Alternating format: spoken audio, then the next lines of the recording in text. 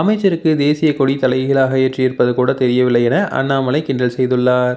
பாஜக மாநில முன்னாள் தலைவர் அண்ணாமலை வெளியிட்ட அறிக்கையில், செங்கல்பட்டு மாவட்டம் மூவரசம்பட்டு அரசு மேல்நிலைப்பள்ளியில் அமைச்சர் தாமோ அன்பரசன் தாமதமாக கலந்து கொண்டதோடு மின்சாரம் தடைபட்டதால் மாணவ மாணவியரை சுமார் 1 மணி நேரம் காத்திருக்க செய்ததோடு மட்டுமல்லாமல் தேசிய கொடி தலைகீழாக ஏற்றியிருப்பது கூட தெரியாமல் அவமரியாதை செய்திருக்கிறார் என்று கூறியுள்ளார்.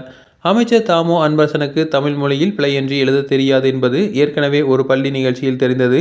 தேசிய கொடி குறித்தும் எதுவும் தெரியாது என்பது தற்போது தெரிய வந்துள்ளது என கிண்டலாக பேசியுள்ளார். அமைச்சர் தாமோ அன்பரசன் கல்வி தொடர்பான நிகழ்ச்சிகளை தவிர்ப்பது நமது மாணவ செல்வங்களுக்கு செய்யும் பேருதவியாக அமையும் என்றும் கூறியுள்ளார்.